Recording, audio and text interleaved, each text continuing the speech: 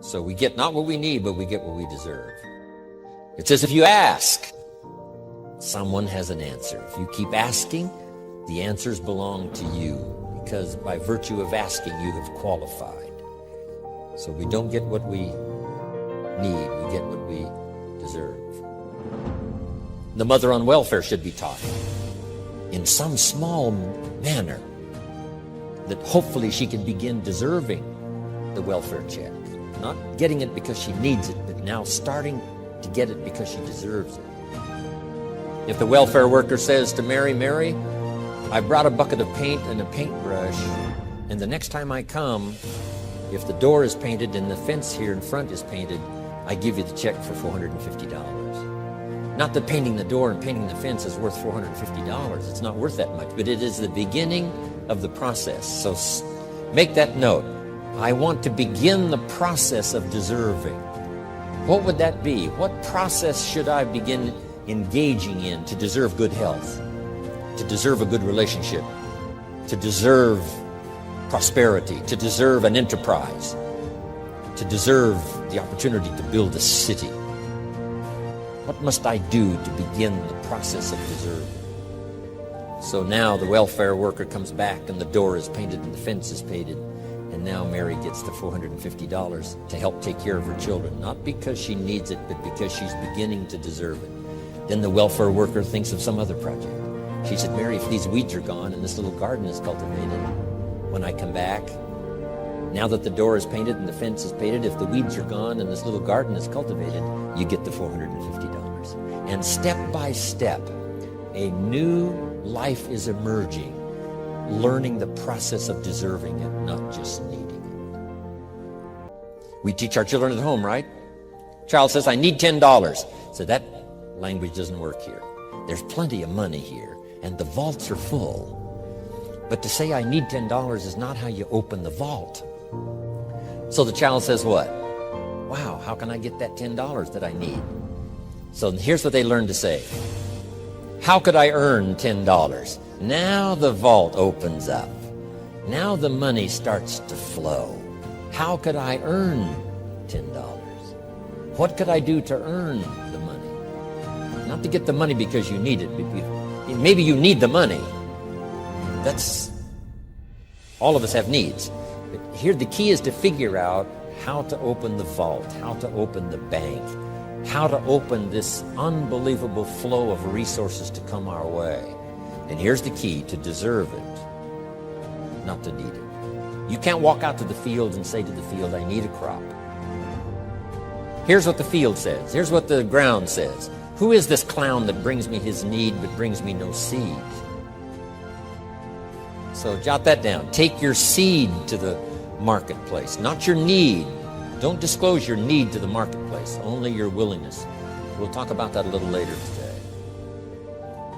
Because the marketplace is not interested in your need, but they are interested in your seed. They're interested in your willingness to work. They're interested in your disciplines. They're interested in your eagerness. They're interested in your vitality and your work ethic. That's what the marketplace is interested in. Not your need, but your seed. We get what we deserve. Old Testament God says, if you'll move toward me, I'll move toward you. See, that's how you get those occasions to meet God. You must make the move. God could say, you don't move, I don't move. You say, well, that's arbitrary. Well, when you're God, you can make it that way. So, Old Testament God says, if you'll move toward me, I'll move toward you. See, that's how you get those occasions to meet God. You must make the move. God could say, you don't move, I don't move. You say, well, that's arbitrary. Well, when you're God, you can make it that way. So, the law says if you wish to receive. Now let's talk about enlightened self-interest. If you wish to receive. And we would call the wish to receive self-interest. But if it's enlightened self-interest, here's what it says. I understand that in order to receive, I must give.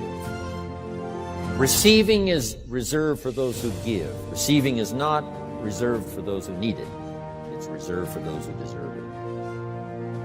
We deserve the receiving by giving. In fact, there's an extraordinary phrase in this little context, and here's what it says. It's better to give than it is to receive. Now, the uneducated person would find that difficult to ponder. Why would it be better to give than it is to receive? So let me give you one of the better phrases for the day. Here it is.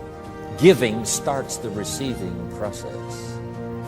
So of course it's better to give than it is to receive. How much receiving do you wish? You must start the giving process. For me to receive my additional fortunes for the future, not necessarily for the money, because I don't need the money. I take the money, but I don't need the money. But here's what I do need. For someone to say, a year from now, 5 years from now, Mr. Rohn, that seminar helped to change my life. And for whatever reason, I was brought here to this place for this time. And later someone says that. See, to receive that kind of thanks, it's unbelievable. Here's what you cannot buy. That kind of thanks. You can't buy it with money. You have to earn it. Now, let's expand a little further now. That it's called the law of riches and wealth. In our own self-interest, if we wish to be rich and wealthy and prosperous and healthy and all the valuable things we can think of for the human experience, how could we get there? It's understanding the law of enlightened self-interest and the law of deserving. The question was asked in the Bible, how can we be great? What is the key to greatness? Great wealth, great return, great accolades, trophies to put on the mantle above the fireplace. How can we get great respect, great riches, great abundance for ourselves? How can we get that? And the answer was given, and here was the answer. Find a way to serve. Find a way to serve the many. So I paraphrase it to read this. Service to many leads to greatness. Service to many leads to greatness. Someone says, well, about the best I can do is take care of myself. That's okay. Self-care, has its own reward, but it's very limited. Somebody says, I can't be worried about other people's problems. I got enough problems of my own. That's okay.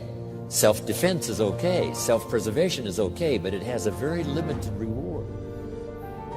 If you wish to change that into abundance, and prosperity, and uniqueness, then here's what you must do. Help solve other people's problems. Help find answers for someone else, not just for yourself, but for someone else. And in that kind of service, you now begin the process of greatness. So make that note.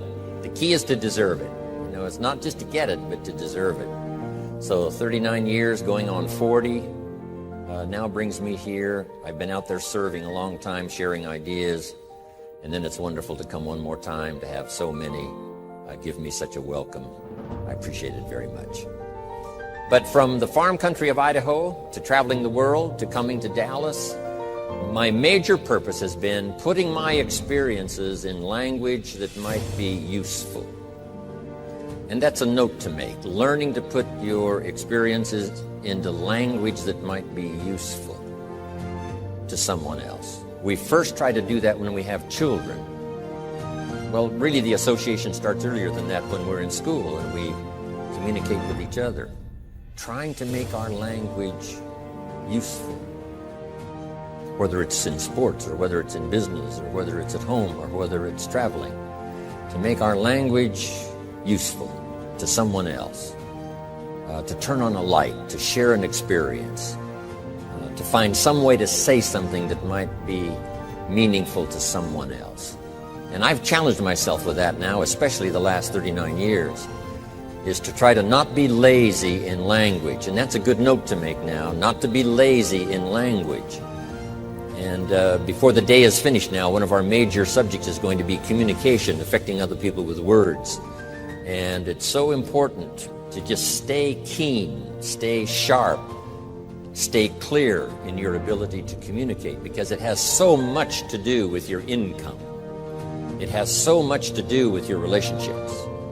It has so much to do with your lifestyle, your associations with colleagues and friends and family and associates, no matter where you go, no matter what you do. Language is such an important tool. It is so useful in shaping our lives, shaping our future, creating a destiny, all of that, the promise of the future. A big share of that comes from making your language useful. So one of the important subjects for today is going to be communication. But anyway, enough preliminaries. I'm just delighted to be here. We're ready to go to work, and I just want this to be a special day. Here's another note to make. The early Christians were taught not to neglect the assembly. Because when Christianity first started, they were brand new, and I'm sure that was part of it. But the word was, when we call an assembly, a get-together with everybody, it's very important to be there every time you possibly can.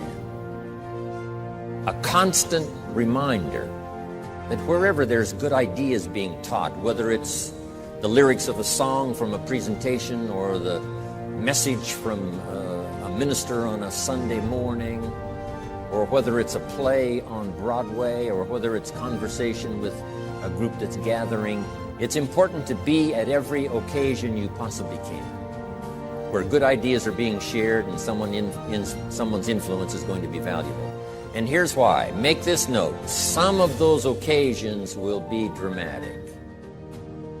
If you attend every class, every training, every sermon, every get-together, every seminar, every convention, perhaps of the business you happen to be in, all of that, if you attend regularly, constantly, places where good ideas are going to be shared, the influence is going to be great, some of those occasions are going to be special.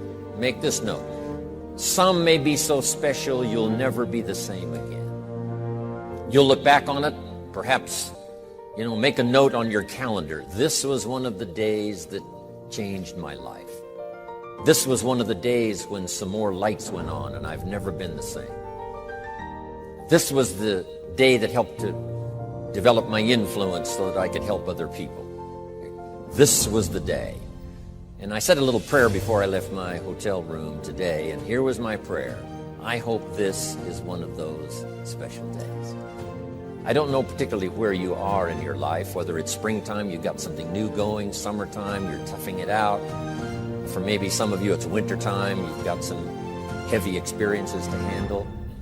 For some of you, I know it's harvest time, because I know some of you, and you're cashing in on, past years of sowing and doing your job, and now things are really going extremely well. But whatever time I have caught you, whatever season, I just hope this is one of those special days when the atmosphere is right and the association is right. Because a big part of this weekend is going to be associating with the people you'll have a chance to meet here. Because here's what's important, and make this note. That's why I've invited some guests on this special weekend to come and be with me. It takes more than one voice to learn everything we need to know to shape our lives. No one person has all the answers. The Bible is a collection of 66 books. Not just one author, not just one, but a collection. And that's why seminars and study time is so valuable. It's a chance to hear from another voice, another collection of voices. So here's what I would ask you to do this weekend also, is to make your acquaintances, make those meaningful. If you have a chance to talk to somebody, find out who they are and where they're from and what they do, just in those, we sometimes call them casual conversations, but sometimes from casual conversation can come something incredibly meaningful. So I'm asking you, from all aspects of what we offer this weekend, not just my presentation and Zig's and the others, but your presentations to each other. If you'll gather all of that up this weekend, you will walk out of here so much richer than when you walked in. It'll be incredible.